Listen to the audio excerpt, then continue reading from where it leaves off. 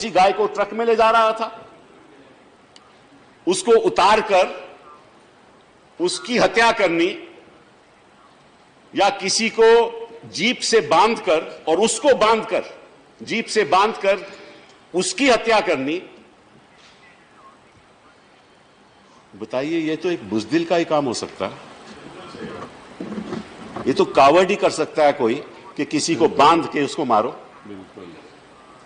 और फिर कहते हैं कि हम भारत माता की रक्षा कर रहे हैं, फिर कहते हैं कि हम भारत माता की रक्षा कर रहे हैं। मैं चुनौती देता हूं, अगर भारत माता इतनी ही प्यारी है तो जाओ ना सरहद पे लड़ो, बॉर्डर पे जाओ जाओ सरहद पे लड़ो, जाओ सरहद पे लड़ो, उनको बोलो लड़ो, ठीक है ना। वो जो भारत माता की, please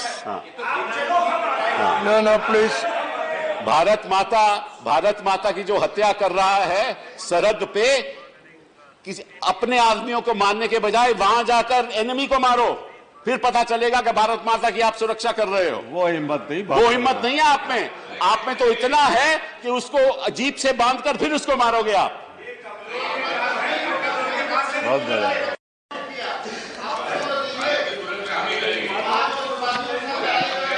Please don't create. There is shortage of time. Let us not waste time, please. आप कहते हैं कि आपका इससे कोई लेना देना नहीं, आप कहते हैं कि ये तो विजिलेंटेज हैं, इसका बीजेपी से क्या लेना देना। लेकिन मैं आपको वीएचपी का बयान बताता हूं। वीएचपी ने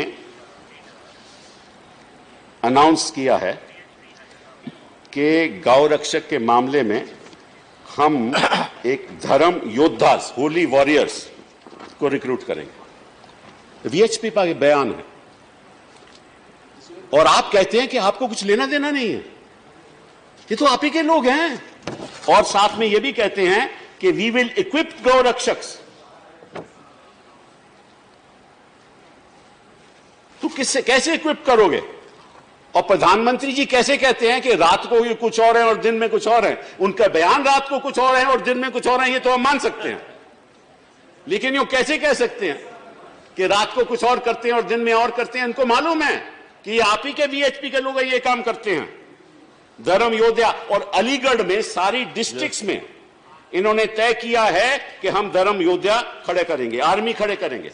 और मैं आपको एक और बात बता दूं कि लगभग 2700 गौ रक्षक सेना आज 14 प्रदेशों में काम कर रही है। 2700। और ये कहते हैं ये सब रिलीजियस सोल्जर्स हैं, धर्म के सोल्जर्स हैं, और ये रिक्रूट कर किए जा रहे हैं वीएचपी के द्वारा। और इनमें कौन ट्रेनिंग दे रहा है, किसको ट्रेनिंग दे रहा है, कैसे ट्रेनिंग दी जा रही है? बजरंग दल। बजरंग दल के लोग ट्रेनिंग देते हैं। मीटिंग होती है, और ये मीटिंग जो मैं बात कर रहा हूं ना, ये 14 जुलाई और 17 जुलाई के बीच में हुई, अभी हुई। प्रधानमंत्री जी क्या कह रहे हैं? प्रधानमंत्री जी क्या कर रहे हैं? ये महात्मा गांधी के बारे में बयान देना, ये तो अपने आप में मैं समझता हूं डबल स्पीक है। कहना कुछ और करना कुछ, भावना कुछ और जमीन पे काम और दूसरी। ये तो जनता को बहकाने की बात है कि हम ये सब काम हमारे से लेना देना इसका कुछ नहीं है। इनफैक्ट एक यूनिवर्सिटी ऑफ कैलिफोर्निया के प्रोफेसर ने, एक Sanjay Subrahmanyam professor and Irving and Gene Stone endowed chair in the social sciences in the University of California and Los Angeles, told the Indian Express there is unusually implicit understanding between the lynch mobs and top leadership in democracies. Yeah. This is how you are perceived in the rest of the world. Your own people, your Bajrang Dal, the VHP, these are the people who are actually doing this.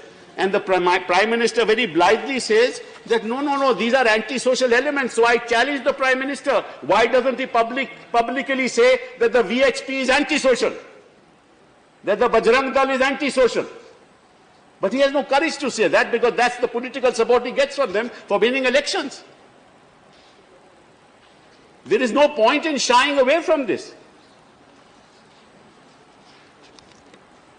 असलियत तो ये है कि आपकी हिंदुत्व की ideology ने हिंदुस्तान के लोगों में एक ऐसा भय पैदा कर दिया है कि लोग टेलीफोन पे बात नहीं करना चाहते।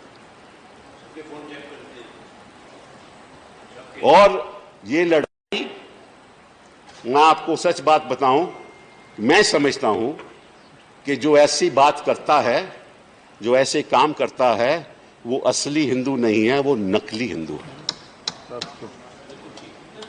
हिंदुत्व का अपमान करता है। इस वो हिंदुत्व का अपमान करता है, वो हिंदुइज्म का अपमान करता है, वो इंसानियत का अपमान करता है। और अगर लड़ाई होगी आगे तो यहां और वहां की होगी, असली हिंदू और नकली हिंदू के बीच में होगी। तो नकली हिंदू वहां बैठे होंगे, सामने बैठे। ये लड़ाई होगी आने वाले वर्षों में, ये लड़ाई होगी।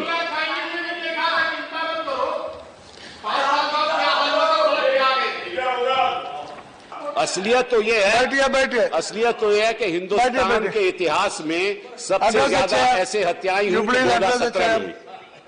2017 में सबसे ज्यादा हत्याएं हुई हैं। और ये कहते हैं कि हम गांव की रक्षा करना चाहते हैं। मैं आपको बताता हूं कि हरियाणा में मथाना जगह है एक, वहां एक गौ रक्षा की जगह है, वहां 50 गाय की मृत्यु हो गई। 50 गाय की मृत्यु हो गई क्योंकि उनका ख्याल नहीं रख रहे। और जो गाय को सालाना मिलना चाहिए वो 600 रुपया है, हर गाय को 600 रुपया है। और ये कितना देते हैं? 150 रुपए। मतलब कि जो सरकार है वो भी गाय को जो देना चाहिए वो भी पैसा खा जाती है। ये इनकी सरकार। और ये कहते हैं कि गाय के प्रति ये इंसान को मारने को तैयार है। ये कौन सी राजनीति हो रही है?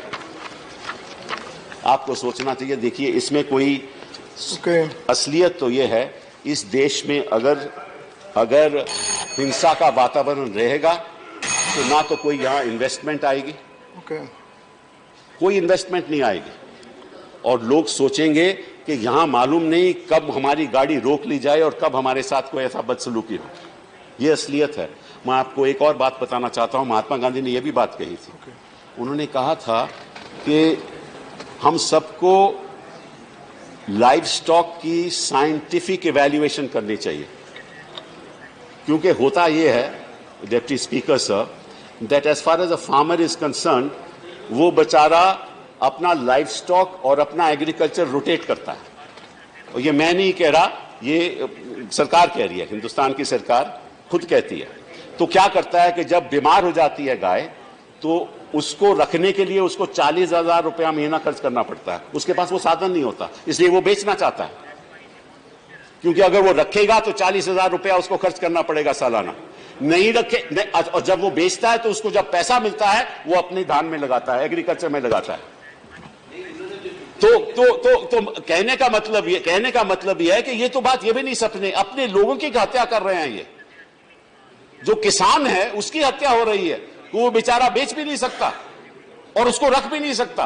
और जब वो गौशाला बेचता है तो सरकार को जो 600 रुपया देना होता है वो भी नहीं देता। दूसरी बात, अब गौमूत्र पे तो इनकी बड़ी साइंटिफिक लर्निंग है। अगर मैं समझता हूं कि अगर गाय के पालन के लिए अगर कुछ ये सोच करें तो शायद हम खुद गाय की रक्षा कर सकेंगे।